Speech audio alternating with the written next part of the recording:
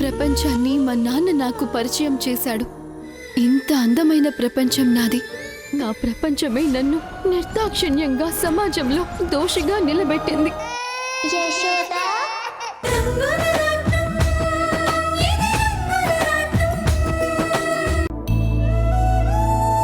తాతయ్య, చెప్పాను కదా, రామ్ పెళ్లి ఎలాంటి పరిస్థితుల్లో జరిగిందో మనందరికీ తెలుసు.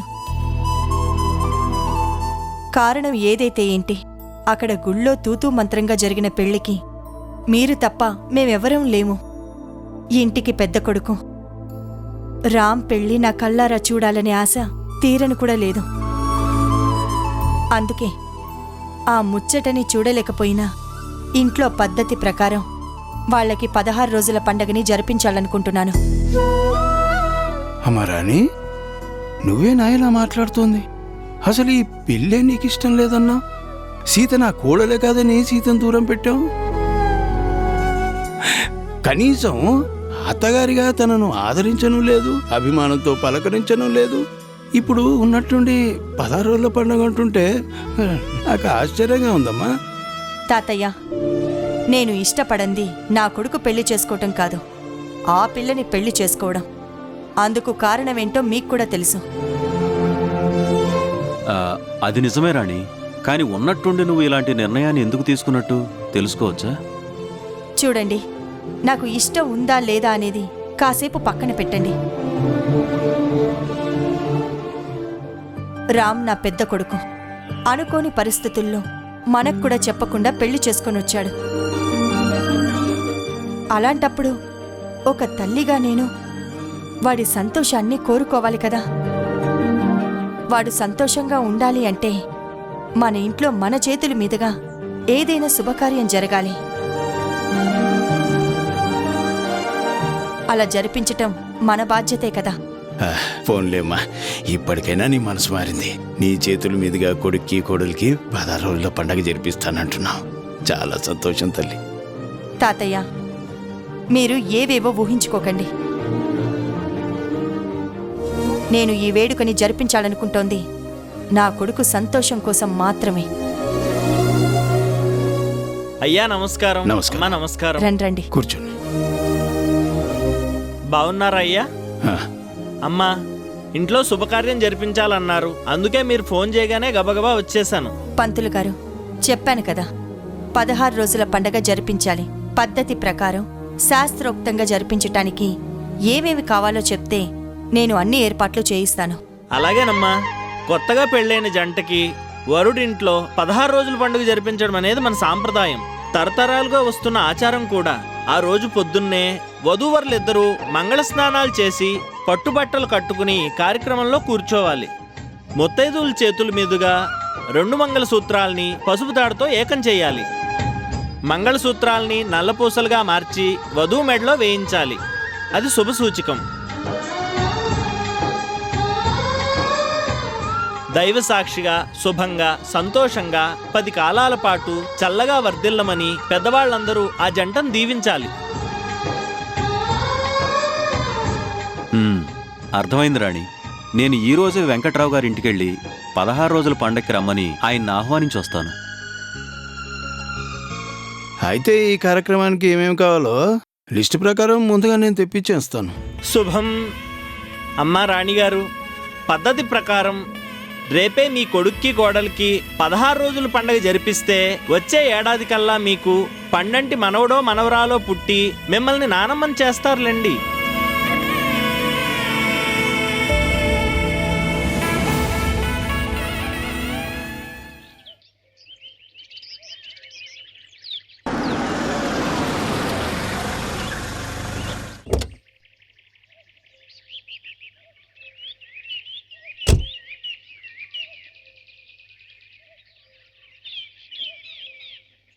అయ్యా నమస్కారం. నమస్తే అండి.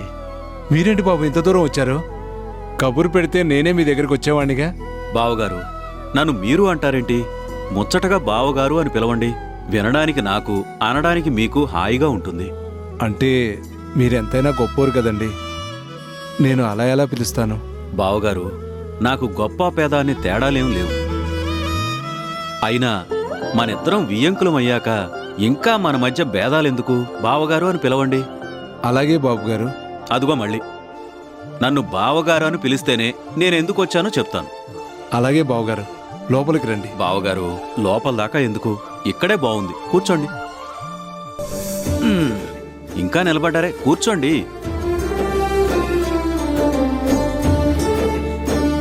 ఇప్పుడు చెప్పండి బావగారు. ఏమి లేదు బావగారు, పిల్లల పెళ్లి అనుకోని పరిస్థితుల్లో సింపుల్గానే జరిగిపోయినా ఆ తర్వాత వాళ్ళకి అచ్చట్లు ముచ్చట్లు పద్ధతి ప్రకారం జరిపిస్తేనే బాగుంటుంది. అందుకే రేపు పిల్లలకి 16 రోజుల పండగని జరిపిద్దామని అనుకుంటున్నాం. ఎంత మంచి మాట చెప్పారు, చాలా సంతోషం. బావగారు, పంతులు గారు చెప్పారు, సాంప్రదాయం ప్రకారం పుట్టింటి నుండి మీరు ఒడిబియ్యాన్ని నల్లపూసల్ని మీ తరపున అమ్మాయి తాళిలోకి చిన్నమెత్తు బంగారు బిళ్ళను తీసుకురావాలంట. బంగారమా? ఇప్పటికిప్పుడు బంగారం కొనాలంటే? అదీ విషయం బావగారు.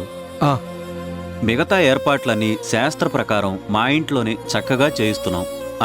మీరు రేపొద్దున్నే బంధుమిత్రులతో ఆ వేడుకకు తప్పకుండా రావాలి. అలాగే బావగారు, తప్పకుండా వస్తాను.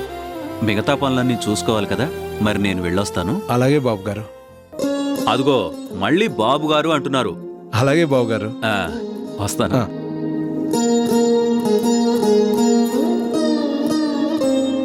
వస్తాను. మంచిది బావగారు.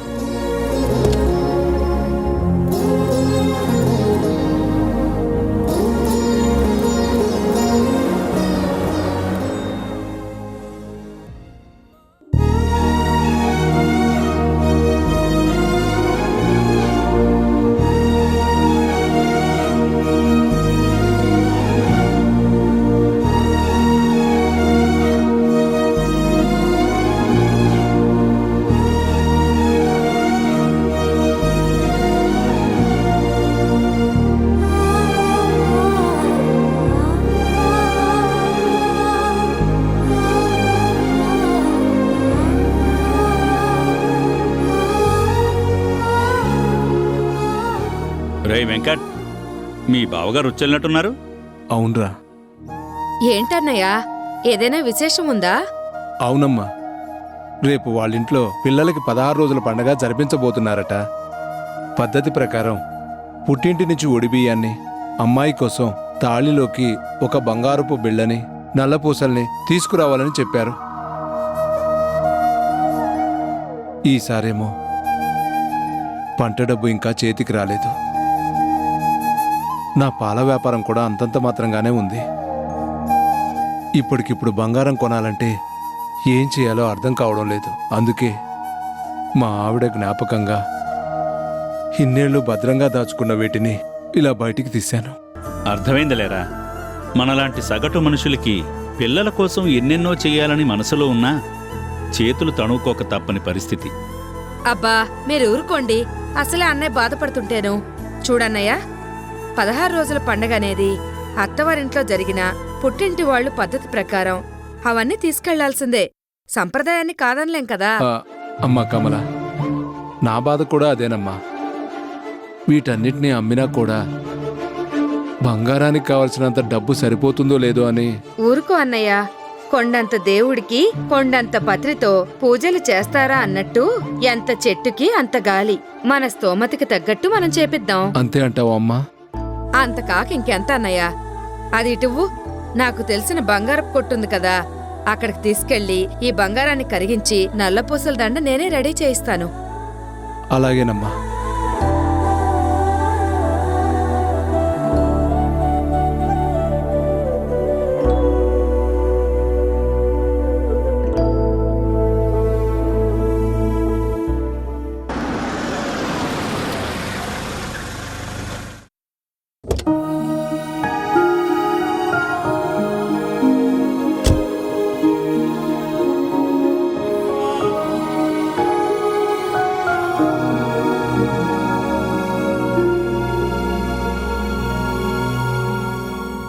నా మాట వింటే బాగుపడతావని, బతికిపోతావని చెప్పడానికే కాల్ చేశాను. ఇప్పటిదాకా బిజినెస్లో ఎవ్వరితోనూ ఎలాంటి గొడవలు లేవు.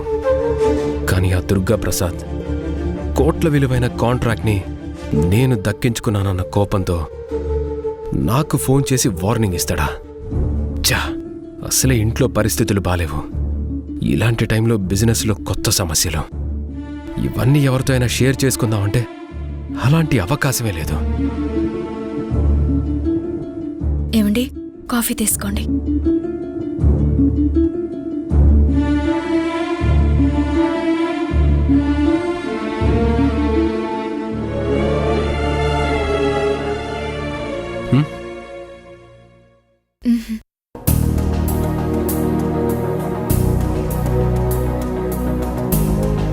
ఆగు.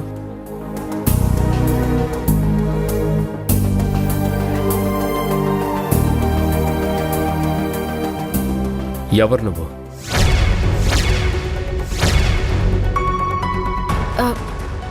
ఏమంటున్నారండి? చెప్పు, ఎవరు నువ్వు? నేను నేను సరే, పోనీ చెప్పు, నేనెవరిని? మీరు మీరు చెప్పు సీత, నేను నీకేమవుతాను? మీరు మీరు నా భర్త. మరి నువ్వు నాకేమవుతావు? నేను మీ భార్యనండి. అంటే మనిద్దరం భార్యాభర్తలం, అవునా? అవును. మరి భర్తకి ఏదైనా చెప్పడానికి కానీ, భర్తను ఏదైనా అడగడానికి కానీ భార్యకి మొహమాటం ఎందుకు? సీత, బంధం వేరు, బాధ్యత వేరు. మన మధ్య ఏ ఉన్నా లేకపోయినా నా బాధ్యతని మాత్రం ఎప్పటికీ మర్చిపోను.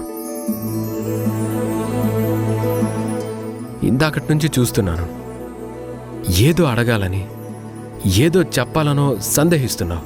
ఎందుకు? కమాన్, ఏంటది? అమ్మయ్యా, ఎలా అడగాలా అని కంగారు పడ్డాను. ఇప్పుడు నా మనసుని గ్రహించినట్టు ఆయనే చెప్పమన్నారు కాబట్టి చెప్పేస్తాను. నేను అడుగుతున్నాను కదా సీత, ఏం కావాలో చెప్పు. నాకు మీ అనుమతి కావాలండి. పర్మిషనా? దేనికి? ఒక్క నిమిషం అండి.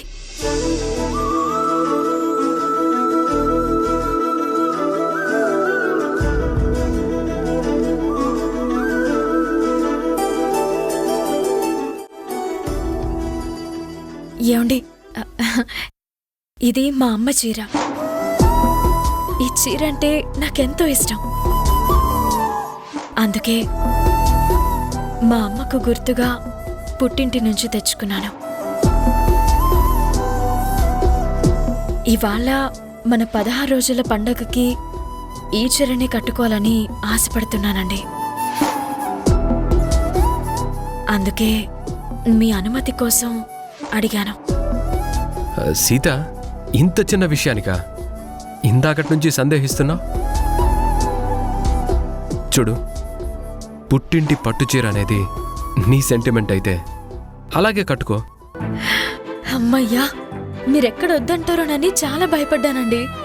చూడు సీత, 16 రోజుల పండగ జరిపించడం అనేది మా అమ్మ కోరిక. మీ అమ్మ చీరని కట్టుకోవాలనేది నీ ఆశ. ఒక కొడుగ్గా మా అమ్మ చెప్పిన దానికి ఒప్పుకున్న నేను ఒక భర్తగా నీ ఆశని మాత్రం ఎందుకు అర్థం చేసుకోను? సంతోషంగా ఈ చీర కట్టుకో. మీరు నిజంగా మీ పేరుకి తగ్గట్టే శ్రీరామచంద్రుడండి.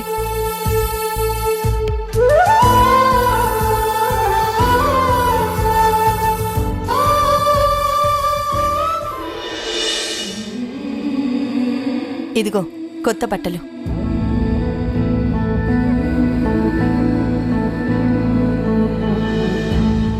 వావ్, పట్టుబట్టలు ఎవరికమ్మా ఇవి? ఇవాళ 16 రోజుల పండగ కదా, నా పెద్ద కొడుకు రామ్కి, వాడి పెళ్ళానికి. అదేంటమ్మా, కొడుక్కి కోడలికి అని చెప్పకుండా రామ్ పెళ్ళానికి ఏంటి? అమ్ములు, నాకు ఏమనాలో, ఎవరిని ఎప్పుడు ఎలా పిలవాలో బాగా తెలుసు. మీ అన్నయ్యని నా దగ్గరికి రమ్మన్నాను, నువ్వు చెప్పావా? చెప్పానమ్మా, వస్తాను అన్నాడు. అమ్మకి ఇంకా వదిన మీద కోపం పోలేదు. ఈ 16 రోజుల పండుగని అన్నయ్య సంతోషం కోసం మాత్రమే జరిపిస్తున్నట్టుంది.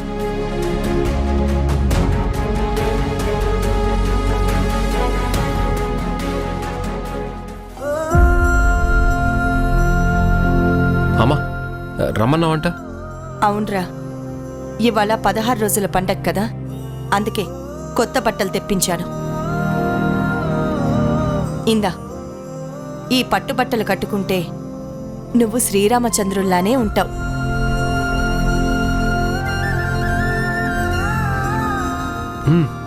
చాలా బాగున్నాయమ్మా. థ్యాంక్స్ అమ్మా. ఇందా, ఇది తనని కట్టుకోమని చెప్పు.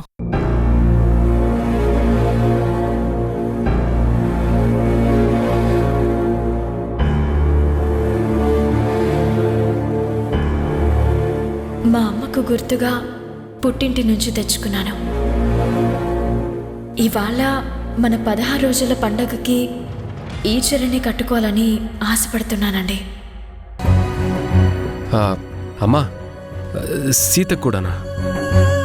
అవునరా, జంటగా కూర్చున్నప్పుడు ఒకరికిచ్చి మరొకరికి ఇవ్వకపోవటం పద్ధతి కాదు కదా, అందుకే తెప్పించాను.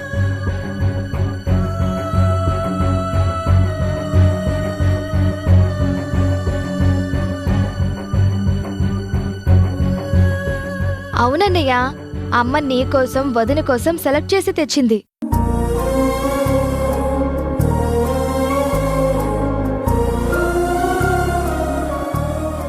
ఏంట్రా అలాగే చూస్తున్నావు? బట్టలు నచ్చలేదా? అదేం లేదమ్మా, చాలా చాలా బాగున్నాయి. అయితే ఇంకేంటి, తీసుకెళ్ళి ఇవ్వు. పట్టుబట్టలు కట్టుకుని పద్ధతిగా ఇద్దరు పూజకి సిద్ధంగా ఉండండి. అలాగేనమ్మా. ఈ చీర నువ్విచ్చావని సీతకి చెప్తాను. అన్నయ్య, నువ్వు వదిన ఈ పట్టుబట్టలు కట్టుకుంటే సూపర్గా మేడ్ ఫర్ ఈచ్ అదర్లా ఉంటారు. పద పద, తొందరగా రెడీ అవుతారు గాని.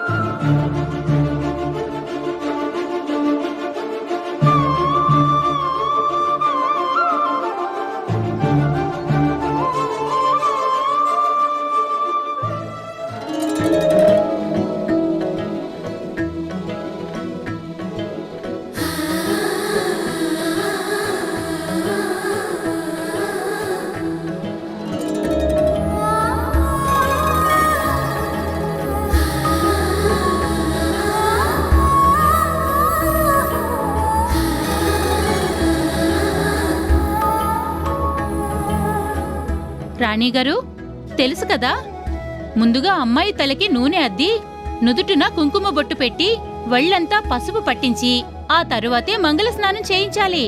తెలుసండి. ఇదిగో అమ్మాయి, అలా సిగ్గుపడిపోతావే, ఇక్కడ అందరు ఆడవాళ్ళమేగా ఉన్నాం. చాలే వదినా, ఆ 3 నిద్రలు కూడా అయిపోయాక ఇంకా సిగ్గేంటి నా మొహం కానీ.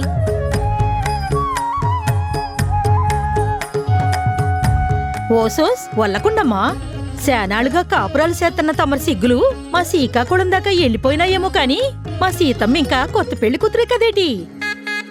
వదిన వదిన, ముందుగా నేనే నీకు పసుపు పెడతాను.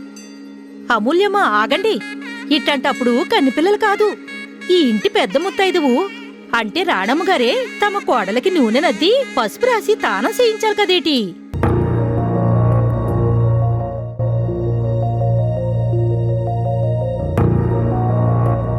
అవునవును, రత్తాలు చెప్పింది కరెక్టే, అదే పద్ధతి కూడా. అమ్మా, అయితే నీ చేత్తోనే వదినని చక్కగా రెడీ చెయ్యి.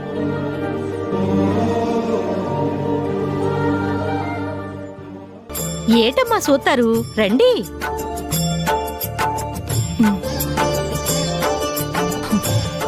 వస్తున్నా.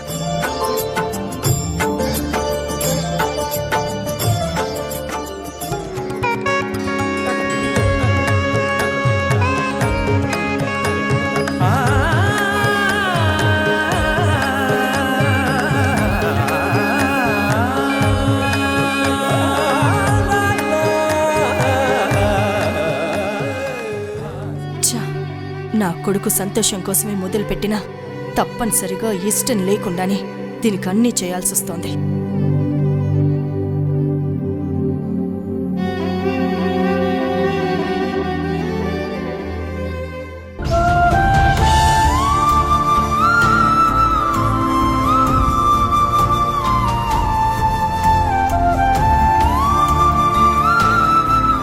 అమ్మా, వదినని దీవించు.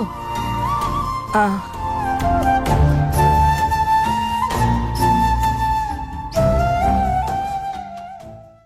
సంతోషంగా ఉండు.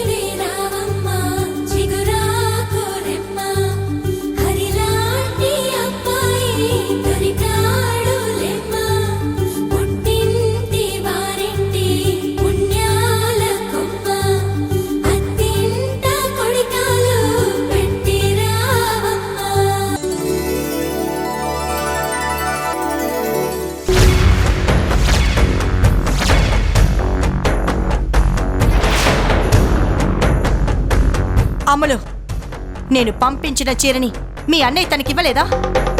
ఇంకో చీర కట్టుకుందేంటి?